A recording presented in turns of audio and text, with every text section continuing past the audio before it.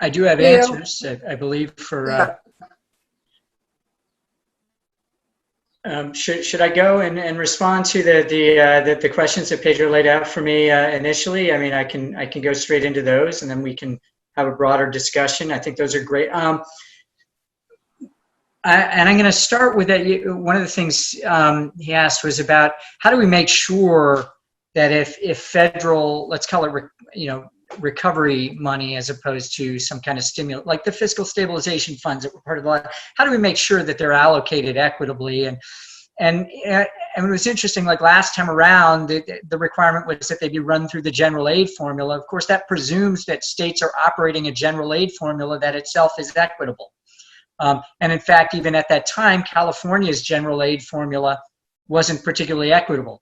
New Jersey's was, other states were, it just had to be run through your aid formula. There might be a need for more stringent requirements on that.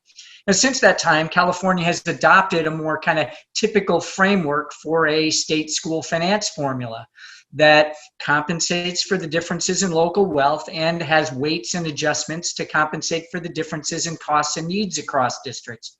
So that if California were to run any kind of federal recovery aid through their formula now, it would actually be allocated more equitably.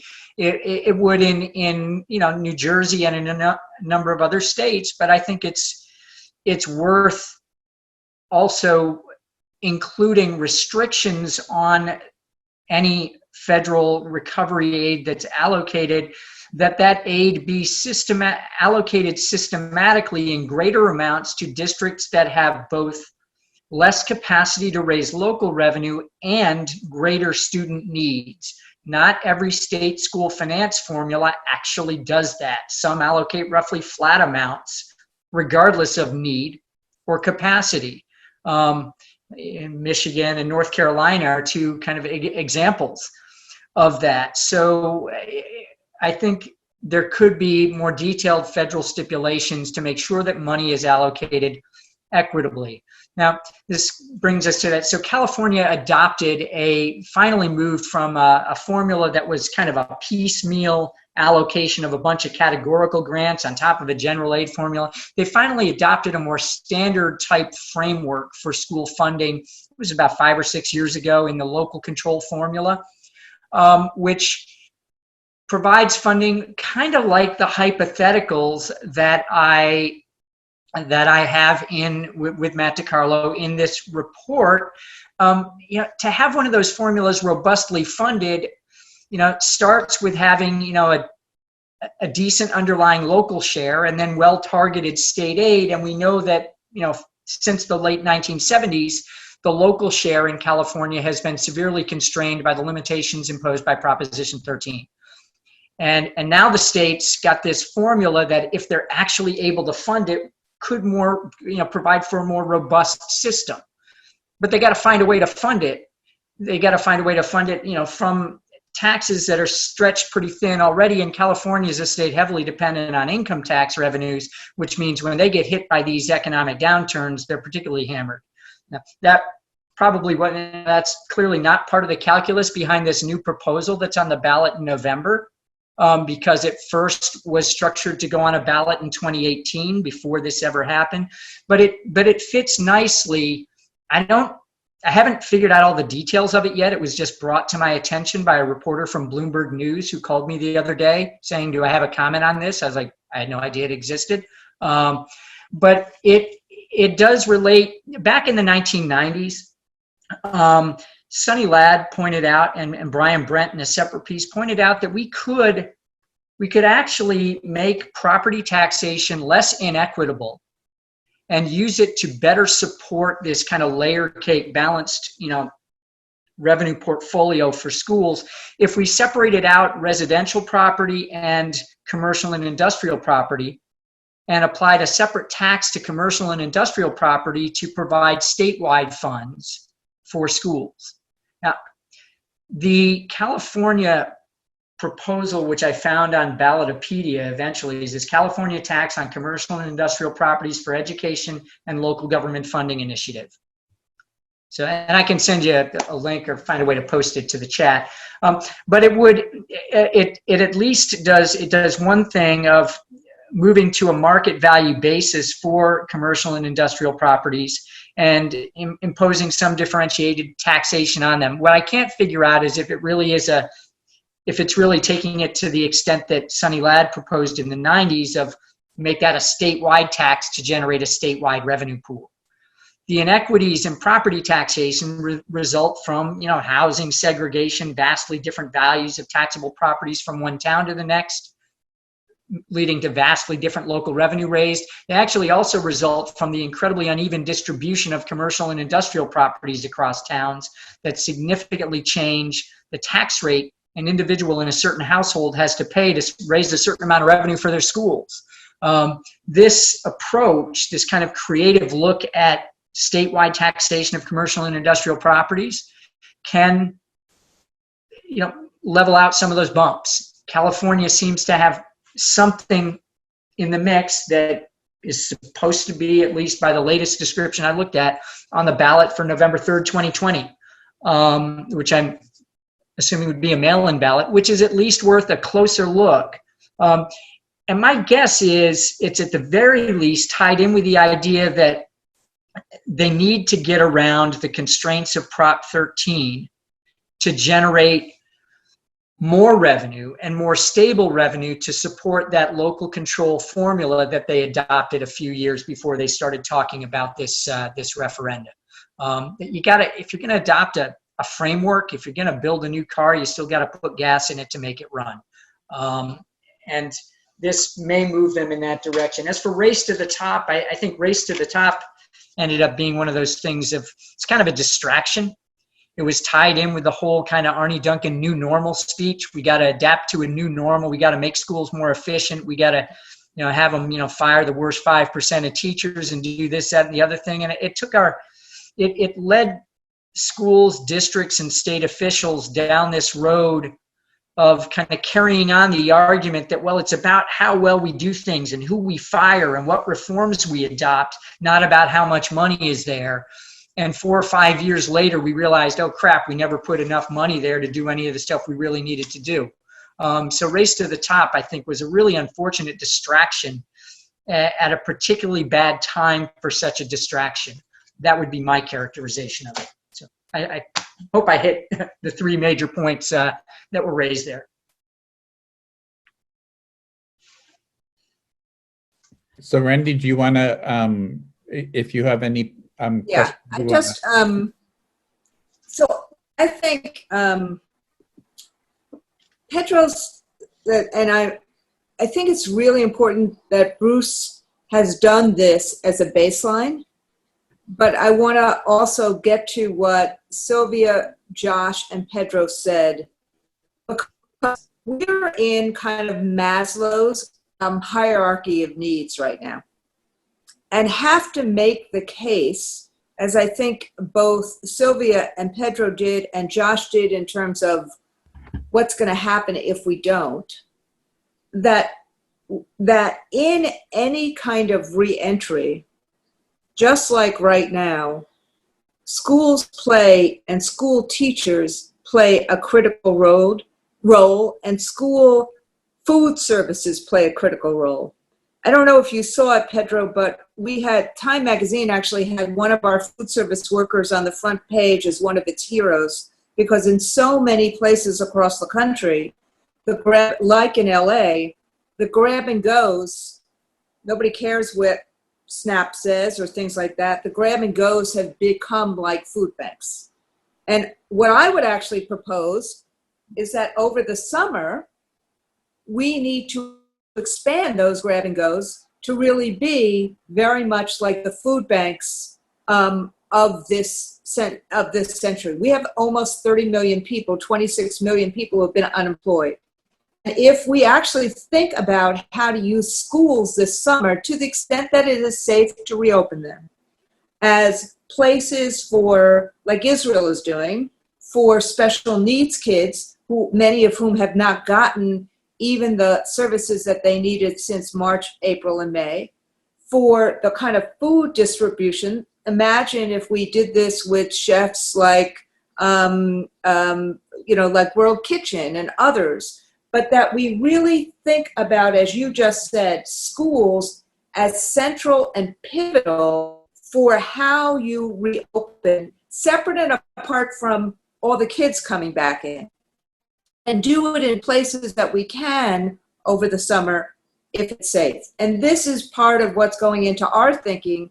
We will release our thinking in terms of reentry on Wednesday. But you saw in the NPR article that Anna Kamenetz did this weekend or today, Michael Mulgrew's thoughts about some of it. That's part of, we've done some briefings with various different of our leaders about what to do and how to do this reentry, and leading into, the question of when do we re-enter, not when it's safe, and what kind of ways do we make it safe, and what kind of hygiene and distancing do we need, and what kind of actually downsizing do we need in order to do this. So in some ways, and then this goes to what Sylvia said as well, in some ways, some of what we need to do to actually restart schools will cost more money, because it's going to cost more to actually try to figure out how to have the distancing by having, whether you stagger or whether you stagger day, morning and night, or whether or morning and afternoon, or whether you stagger Monday, Wednesday, Friday, Tuesday, Thursdays.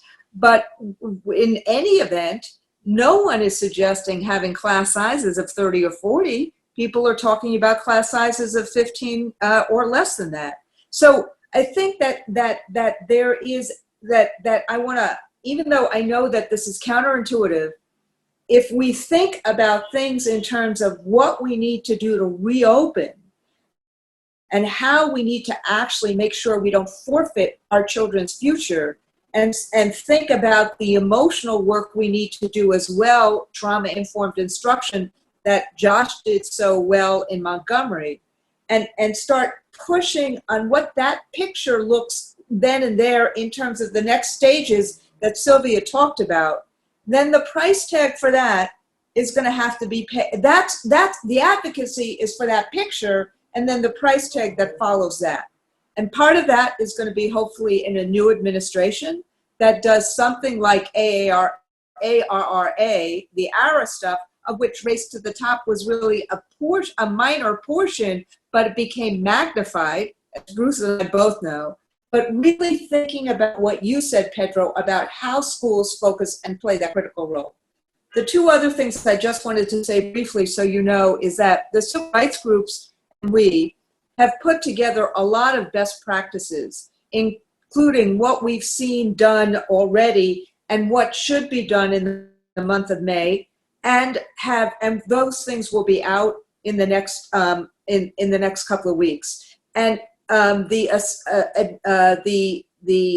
Association of Superintendents and the AFT are actually trying to shame, I guess I shouldn't say it that way, but we're actually trying to push the telecom companies to give people the internet and the connectivity they need, and just stop with this nonsense of if a family didn't pay for it, they're not going to get it, and do what Detroit just did.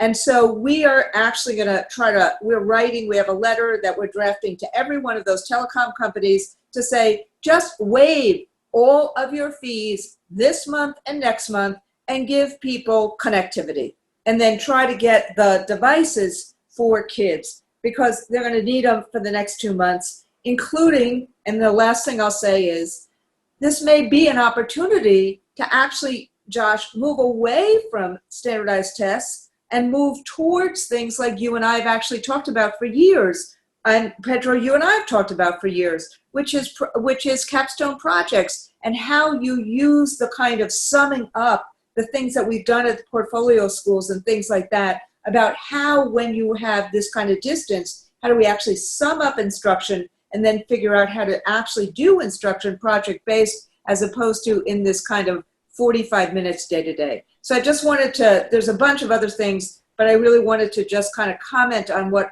all of you have said, which has been incredible, but what we need to do, I think, now in terms of in terms of fighting for local and state dollars from the feds, but also fighting to do what Pedro just said about how we make schools that critical component in the return, including in the primal needs of people like feeding.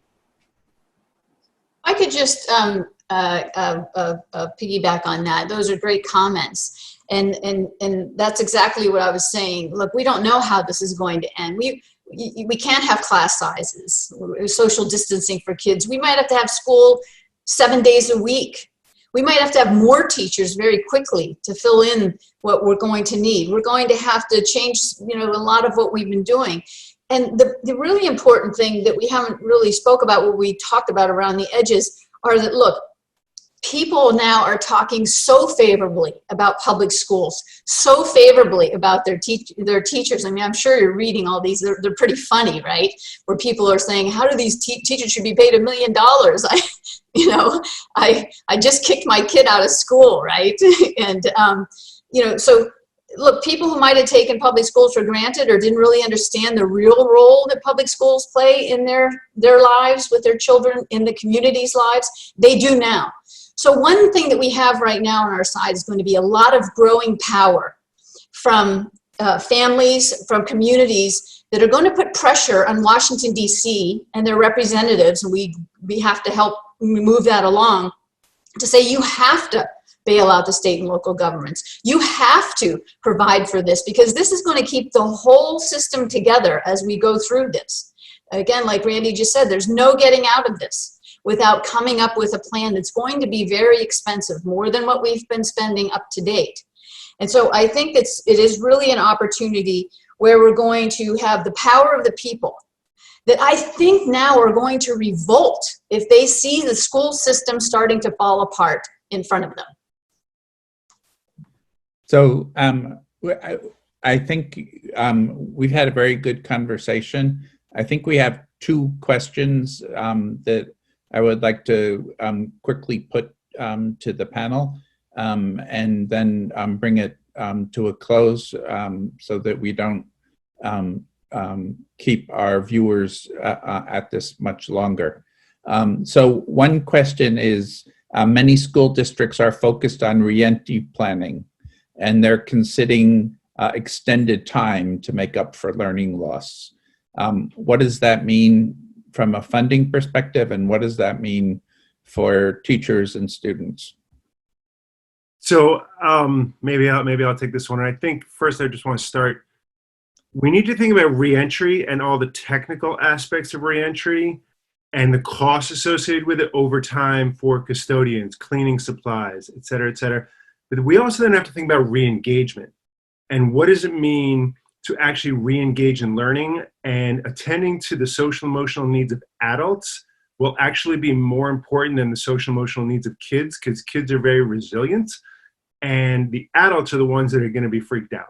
Whether it's parents, teachers, support professionals, they're going to want to know what happens. So in my mind, the two critical aspects around this are going to be flexibility and the need to be flexible with staff, right? There's really, when I was in Stanford, we negotiated something in our contract that we never actually exercised because the principals didn't want to, but where we could stagger schedules, right? Why does everyone have to work 8 to 3? So you could theoretically stagger schedules. So social workers work from 10 to 5 and teachers work 8 to 3, and maybe a reading specialist works 12 to 8, whatever it is. You can negotiate those kinds of clauses so that you can extend school. Now remember, the cost of keeping the school open, keeping it staffed, keeping security is going to be important, but you can rethink how you use existing resources differently if people are willing, if people are transparent, if everyone's at the table around making those decisions, so that you don't just have to add more. So there are some costs to go along with it. Again, just keeping the building open. But you can use existing staff in different ways rather than just saying we can only do certain things with more staff.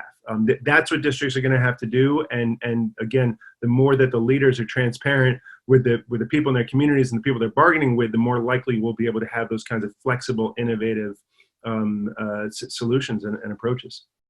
Good. So I'm going to ask the last question, and I think what we would do is use it as an opportunity for everyone to make any last comments that you might feel are appropriate. So the question is, what federal levers are there that could be used to ensure equitable education spending? Can governors personally guarantee plans for maintenance of effort or supplement, not supplant, as a condition of receiving aid? Is there anything that's been tried in the past that's successful? So given that I think that's largely a Bruce question, why don't we start with Bruce and then go in the order of the rest of you? I think that's a tricky one. I don't think that the federal government has ever had significant leverage over state school finance systems, because state school finance systems are acts of state legislatures. State legislatures got to figure out how to adopt a structure that distributes money well, that distributes money fairly, and then state legislatures and governors got to pass budgets that put enough gas in that car, right? Or come up with other types of strategies, like like the California example, to figure out, well, how can we alter our revenue streams to support this system?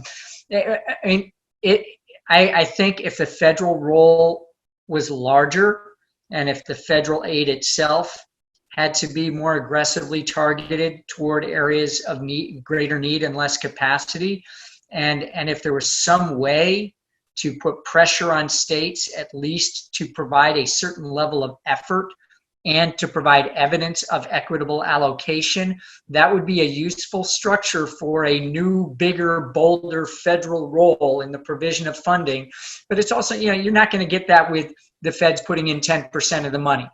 The amount of federal money going into the system is going to drive whether or not states will respond at all in providing for more equitable and adequate systems on their own.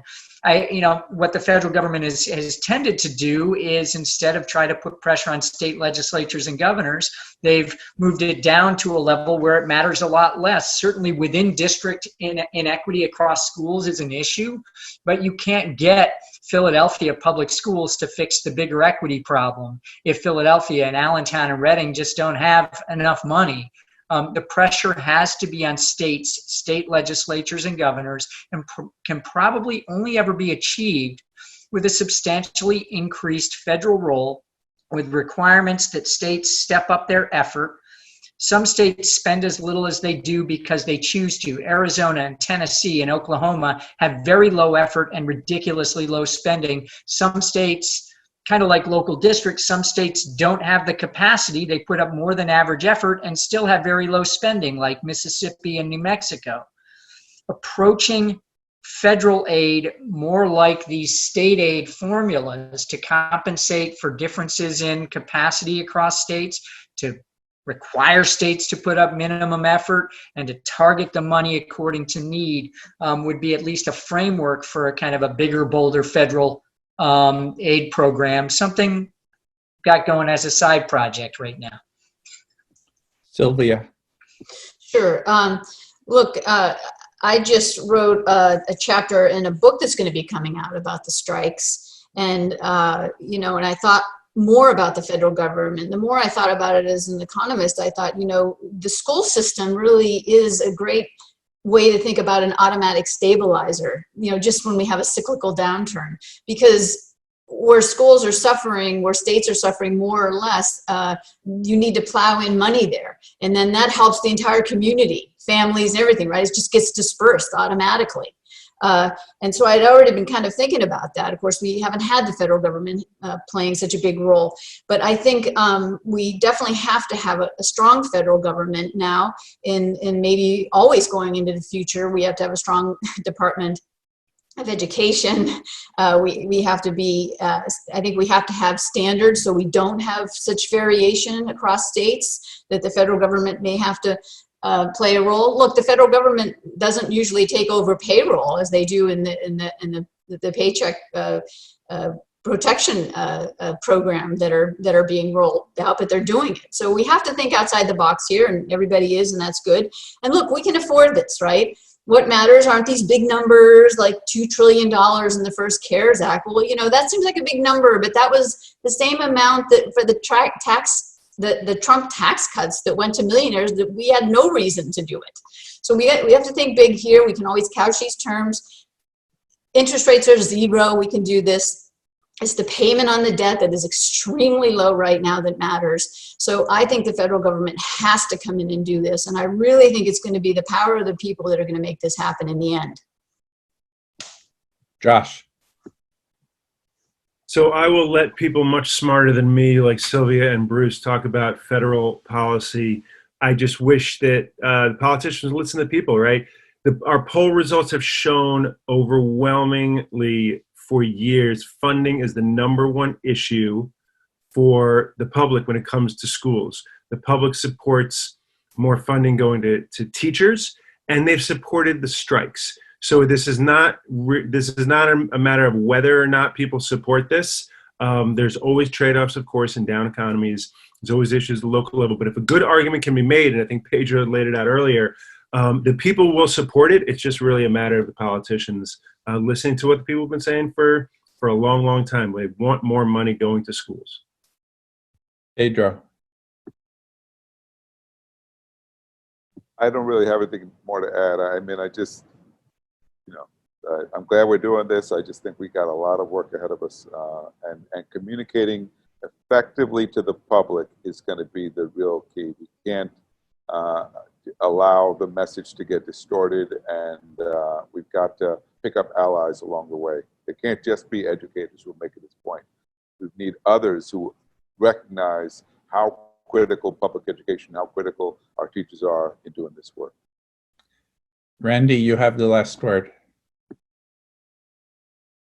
But you got to go off mute. Unmute now. You're unmuted now, yes. Thanks. So first, I just want to thank our panel. This has been, you can see that, we are in so many places kind of starting to get out of numbness and drinking from a fire hose, that we could even have a panel like this. And Bruce, thank you, you and Matt, thank you for your work. And thank you for all the insights that people have had. I want to just say yes to everybody, what everybody has said. I do think that communicating the importance of schooling as a public good and foundational to our society, as well as to our future, is absolutely essential now. And it is the anchor to how to get the funding that we need, both to reopen and then to go forward. And I agree with Sylvia that given what we saw in the strikes, and also what the kind of newfound respect that middle class parents have for teaching and learning, will be absolutely critical in terms of this. But this must be part of the strategy that Pedro talked about earlier, about how we use schools in some ways like Roosevelt used the work progress, all of the different New Deal, I'll forget all the synonyms, all of the different New Deal actions to try to move a community to be a community fighting for the revival and fighting ultimately to have policy that is Keynesian in nature, as opposed to policy that is trickled down in nature. So we got a huge amount of work to do, but the discipline of trying to start with, where we are right now and using the good faith of all the things that have happened thus far and how we use that foundationally to get the funds we need is really important. And Bruce, without your work, we wouldn't have some kind of very important facts to seize on. So I really want to thank all of you, Leo for setting this up, Bruce for that, and Matt for the terrific paper, and Sylvia and Joshua and Pedro for really helping us kind of think through next steps. Thank you very, very, very much. And a good day to everyone.